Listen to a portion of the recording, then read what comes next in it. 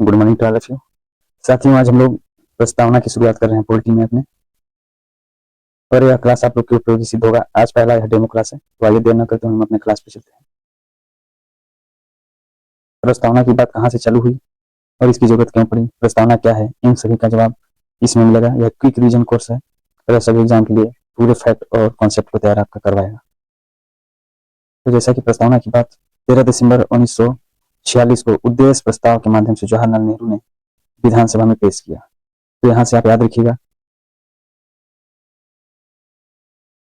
13 दिसंबर 1946 यह डेट आपसे पूछा जा सकता है कि प्रस्तावना विधानसभा में कब पेश किया गया। तो 13 दिसंबर 1946 को, और पेश किसने किया, तो जवाहरलाल नेहरू जी ने इसको पेश किया था।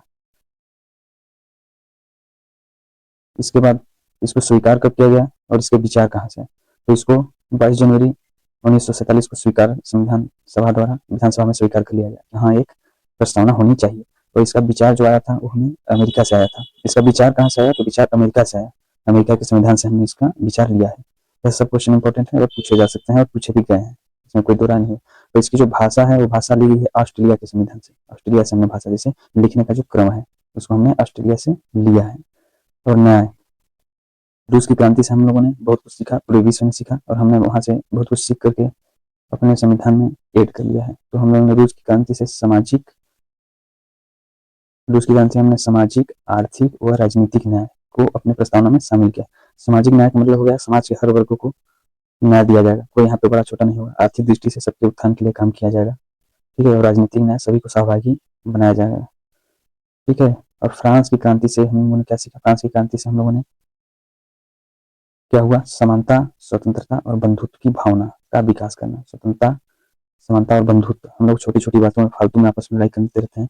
हम लोगों में बंधुत्व होना चाहिए, जुड़ाव होना चाहिए, कभी हम एक दूसरे से लड़ाई झगड़ा न करें, हमारा संविधान सिखाता है और प्रस्तावना में लिखा भी गया है। तो फ्रांस की क्रांति से 3 बातें याद रखनी है, स्वतंत्रता, बंधुत्व और समानता, ठीक है।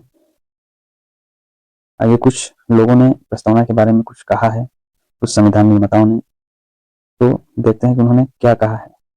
जैसे हमारे हो गए एल पालकी वाला। एल पालकी वाला ने क्या कहा, एल पालकी वाला ने कहा कि प्रस्तावना हमारे संविधान का परिचय पत्र है। उन्होंने क्या कहा, प्रस्तावना को उन्होंने परिचय पत्र बनाया, आईडी की तरह। क्या है, संविधान का परिचय पत्र है। वहीं अल्लादी स्वामी कृष्णा अय्यर साहब ने क्या किया, दीर्घकालीन, इनका नाम भी देखिए कितना दीर्घ है, और इन्होंने कहा दीर्घकालीन सपनों का विचार। इन्होंने क्या किया, प्रस्तावना हमारे दीर्घकालीन सपनों का विचार है, ठीक है। और के एम मुंशी साहब ने क्या किया, के एम मुंशी साहब ने संविधान की जन्म कुंडली है, कन्हैया लाल माणिक लाल मुंशी साहब इनका पूरा नाम है, इन्होंने जन्म कुंडली कहा। वहीं अम्बेडकर साहब ने क्या कहा, अम्बेडकर साहब ने प्रस्तावना को पवित्र दस्तावेज कहा। अम्बेडकर साहब के साथ छुआछूत की भावना होती थी, तो पवित्र दस्तावेज उन्होंने कहा, इससे आप याद रख सकते हैं। और ठाकुर दयाल भार्गव साहब ने से संविधान की आत्मा कहा।